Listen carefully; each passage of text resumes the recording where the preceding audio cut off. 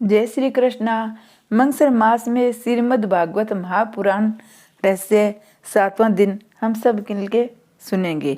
श्री कृष्ण भगवान ने की जय। आज हम पूतना वध की बातें सुनेंगे। एक कन्या महात्मा कहते हैं, मुझे ये कारण योग्य नहीं लगता। क्या कृष्ण विष को पचा नहीं सकते? वे तो कालों के भी काल है। कृष्ण की आंखें बंद कर लेने का कारण और ही है। उनकी आंखों में सूर्य और चंद्रमा का वास है।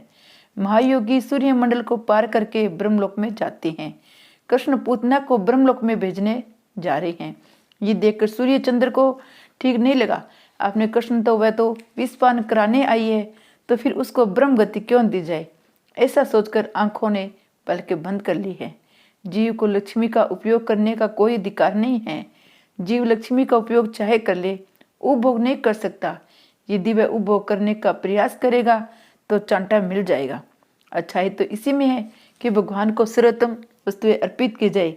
सिवाय खाने से संतोष नहीं मिलता, औरों को खिलौने पर संतोष मिलेगा। सूर्य चंद्र सोच रहे हैं कि सर्वोत्तम वस्तु अर्पण करने की अपेक्षा ये पूतना तो विष लेकर आई है। ये अच्छा होगा कि उसे सदगति न मिलने पाए। ऐसा सोचकर सूर्य चंद्र रूपी नेत्रों ने अपने प्रवेश द्वार पलकें बंद कर ली। महात्मा जी और भी कारण बताते हैं।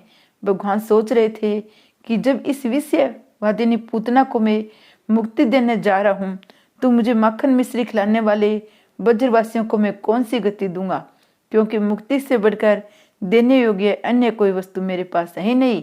इस प्रकार सोच में डूबे भगवान ने आंखें बंद कर ली। इस प्रकार महात्मा मानो 10वें स्कंद में भगवान की लीला से पागल हो गए हैं।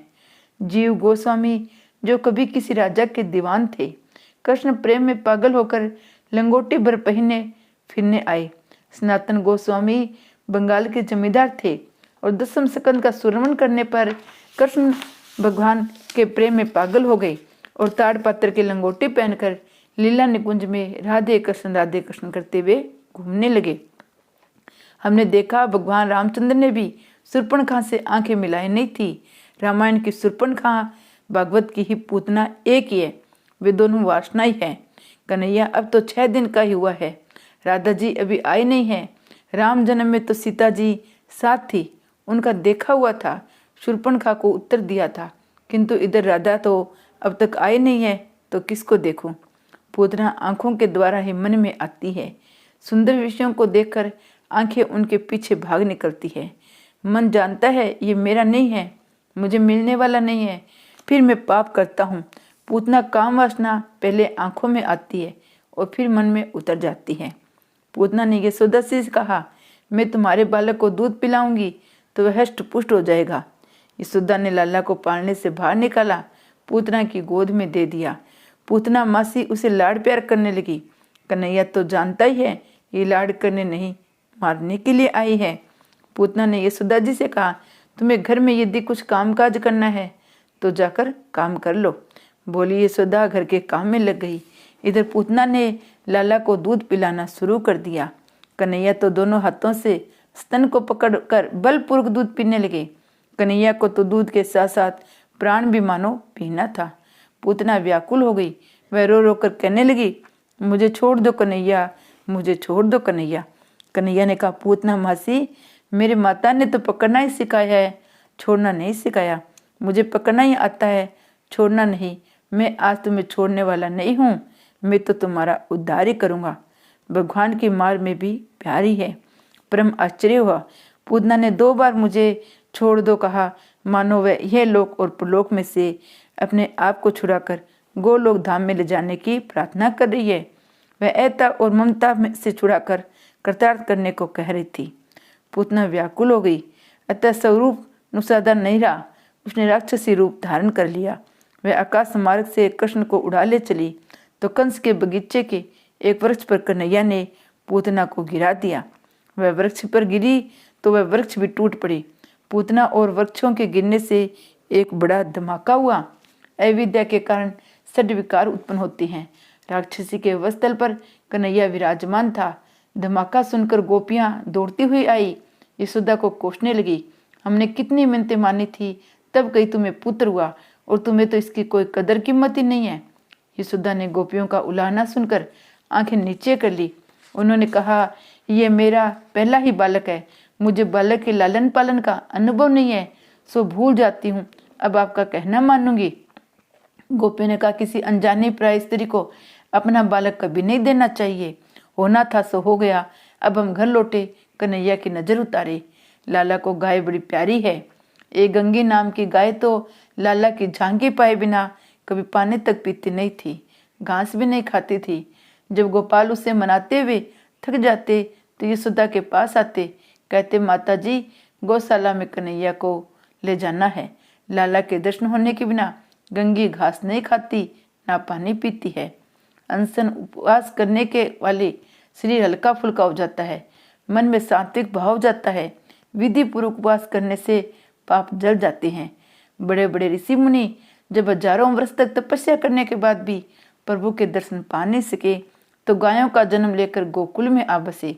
उनके हजारों वर्ष की तपस्या भी उनका विमान और वासना जला न पाई थी। सो उन्होंने सोचा, गोकुल में गायों का अवतार लेकर अपना काम निष्काम कृष्ण को अर्पित कर देंगे और हम निष्काम हो जाएंगे। गोपियां लाला को लेकर गौशाला में आई। गंगी का पूंछ हाथ में लेकर लाला के शरीर पर सिर से पांव तक 3 बार फेर दी। फिर लाला को यदि किसी की नजर लगी हो तो इस गंगी के पूंछ में चली जाएगी। गोपियां तो मानो प्रेम की ध्वजा है। अब कन्हैया तो यदि कुछ होता है तो वह उसे नहीं, हंसी को जाए। इनका प्रेम विशुद्ध है। लाला को राक्षसी का सप्रस हुआ, वह ठीक नहीं हुआ। कहीं कुछ अनिष्ट हो गया होता तो इस बार तो हमारा लाला बच गया। अब लाला को स्नान करा ले, बालकृष्ण को राक्षसी की कुदृष्टि से कुछ हो न जाए। ऐसा सोचकर गोपिया ने कन्हैया को गोमूत्र से स्नान कराया। भागवत में भी लिखा है, बाजारी साबुन से नहीं गोमूत्र से स्नान कराया गया। जीवन की सादगी पूर्ण बनाओ। गोमूत्र का पान करने से, उसे स्नान करने से शरीर निरोगी होता है। गोमूत्र बड़ा गुणकारी है, वह अनुभव सिद्ध बात है। गोमूत्र का पान करने से न केवल शरीर बल्कि मन भी शुद्ध होता है। गोमूत्र का कपड़े में 108 बार छान कर पीने से मन का मेल दूर होता है, मन से पाप दूर होते हैं, मन शुद्ध होता है। ये प्रयोग 6 मास तक किया जाए। गोमूत्र पान के इस प्रयोग से संभाव से बड़ा परिवर्तन हो जाएगा। गोमूत्र में दिव्य शक्ति है, वह संभाव को सुधारता है, वह बुद्धि को भी निरोगी करता है। गौ का गोबर त्वचा पर मले जाने पर शरीर की अनाव से गर्मी को खींच लेता है, त्वचा को मुलायम बनाता है। जब तक मनुष्य का संभाव सुधर नहीं पाएगा तब तक वह ज्ञान मार्ग की भक्ति मार्ग में प्रगति नहीं कर पाएगा। आजकल तो जीवन ही ऐसा हो गया है, मनुष्य को उसमें संपत्ति और शक्ति फैशन वैसन में खर्च हो जाती है। वैसे और फैशन में अपनी सारी शक्ति का व्यय करता रहता है, वे ज्ञान और भक्ति मार्ग में आगे बढ़ ही नहीं पाता है। कन्हैया को पहले गोमूत्र से फिर उस जल से नहलाया गया, वह तो बड़े मजे में था। ऋषि रूपा गोपियां कन्हैया को घेर कर बैठी हुई थी। एक गोपी कहती है, आहा कितनी सुंदर है आंखें हमारे लल्ला की। तो दूसरे ने कहा, इससे केस भी बड़े सुंदर है। तीसरे ने कहा, अली इसके चरण कमल तो देखो कितने सुंदर है। सारी गोपियां बालकृष्ण के एक एक अंग के सौंदर्य का पान करने लगी। ये ऋषि रूपा गोपियां तो वेद शास्त्र संपन्न थी और वे स्तुति करने लगी। कन्हैया आज भगवान तेरे मंगलमय चरणों की, यह पुरुष तेरे जंगा की, अच्युत भगवान तेरी कटी की, भगवान है गिरवे तेरे पेट की, भगवान केशव तेरे हृदय की, ईसा भगवान तेरे वस्तल की, सूर्य तेरे कंठ की, भगवान विष्णु तेरे भुजा की, भगवान वामन तेरे मुखारविंद की, ईश्वर तेरे मस्तक की रक्षा करे। मेरा कन्हैया जब खेलता हो तब भगवान गोविंद, सोया हो तब भगवान माधव, चलता फिरता हो तब भगवान बैकुंठ में बैठा हो, तब लक्ष्मीपति उनकी रक्षा करे। 6ठे अध्याय के 22 में 28वें श्लोक का बाल रक्षा स्तोत्र यही है।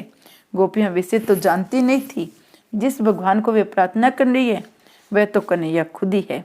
गोपियां अंत में कहती है, भगवान नारायण का नाम मेरे बालकृष्ण की सदा सर्वदा रक्षा करे। गोपियां बालकृष्ण को थपथपाती हुई प्रार्थना कर रही है। वे यशोदा से कहती है, इसे दूध पिलाओ, यदि ठीक तरह से दूध पिएगा तो हम मानेंगे कभी ये डर नहीं रहा है। बालकृष्ण स्तनपान करने लगे तो गोपियां आनंदित हो गई। चतुर्दशी के दिन शाम के नंद बाबा मथुरा से गोकुल वापस आए। इस दिन पूतना का अग्नि संस्कार भी किया गया। जब योगी को श्री कृष्ण के स्वरूप की कल्पना करते हुए प्राण त्याग करने से मुक्ति मिलती है, तब उनके साक्षात दर्शन करने वाले को सद्गति की प्राप्ति होना कोई आश्चर्य की बात नहीं है।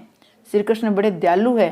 विषयदायिनी पूतना को भी अपनी माता की भांति उन्होंने सद्गति दी। ऐसा दयालु और कौन हो सकता है। ये पूतना कृष्ण मिलन में बांधा उपस्थित करती रहती है। ईश्वर 6 गुण वाले हैं। उन्होंने 6 दोषों वाली पूतना को 6ठे दिन ही मारा। पूतना के दोष है काम, क्रोध, लोभ, मोह, मद और मत्सर। भगवान के 6 सद्गुण है ऐश्वर्य, वीर्य, यश, श्री ज्ञान और वैराग्य। भगवान के प्रत्येक सद्गुण को अपने हृदय में उतारने वाला व्यक्ति दोष रहित हो जाता है। भगवान का नाम तो चिन्मय धाम है। चिन्मय धाम में प्रवेश करना है। इस चिन्मय धाम में प्रवेश कैसे किया जा सकता है? जब वासना का नाश होता है तभी चिन्मय धाम में प्रवेश करना प्राप्त होता है। इंद्रियों को श्री कृष्ण की लीला में नहला दो। इंद्रियों को परमात्मा के सम्मुख रखो। गोपियां इंद्रियों से मुझे निहार सके, सुन सके, मन में रख सके, इसी हेतु से ये गोकुल लीला रची गई है। भगवत में इसी पूतना चरित्र के सिवाय और कोई बाल लीला की फलश्रुति बताई नहीं गई है। इसका अर्थ यही है, मात्र इस एक अज्ञात काम वासना को पहचानने जाए तो भी कुछ कम नहीं है। अज्ञान दूर होने पर गोविंद से प्रीति हो जाती है। ये पूतना मोक्ष तो भगवान की अद्भुत बाल लीला है। इसका श्रद्धा पूर्वक श्रवण मनन करने वाले को श्री कृष्ण के प्रति प्रेम उत्पन्न होता है। इस चरित्र के चिंतन की आज्ञा दी गई है। यशोदा बुद्धि है, नंद जीव है। बुद्धि और जीव दोनों यदि कृष्ण के साथ रहे तो कोई विपत्ति नहीं आएगी। बाल लीलाओं में एक रहस्यमय बात यही है, नंद और यशोदा, जीव और बुद्धि जब जब गोकुल से दूर होते थे कोई न कोई संकट आ ही जाता था। इसका अर्थ ये हुआ, जब भी जीव ईश्वर से दूर जाता है दुखी हो जाता है। यशोदा अर्थात बुद्धि जब श्री कृष्ण से परे हो जाती है, नंद अर्थात जीव जब श्री कृष्ण को भूल जाता है तो राक्षस आ धमकते हैं। शरीर और इंद्रियों को व्यावहारिक कार्य तो करना है, किंतु बुद्धि श्री कृष्ण से दूर होती नहीं है चाहिए। वह पूतना कौन थी? राजा बलि और रानी विंध्याचल की पुत्री का नाम था रतनमाला। जब वामन की बलिराज की यज्ञ में भिक्षा मांगने आए थे तब उनके स्वरूप को देखकर रतनमाला के हृदय में स्नेह उमड़ आया और उसके मन में आया, कितना अच्छा होता अगर इस बालक को मैं पुत्र के रूप में पा सकती। मैं उस पे पान करा के उसका लालन पालन करके धन्य हो जाती। वामन के तेजस्वी स्वरूप को देखकर रतनमाला के हृदय में पुत्र स्नेह उमड़ आया था, किंतु उन्होंने उसके पिता को जो अवदेश को उस देश देकर शत्रु भाव की उमड़ आया। उसके मन में वामन जी को मारने की इच्छा हो गई। अब वात्सल्य भाव, शत्रु भाव दोनों को लेकर रतनमाला पुनर्जन्म में पूतना बनकर आई। श्री कृष्ण की लीला निरोध लीला है। जिसके मन का निरोध होता है उसे मुक्ति मिलती है।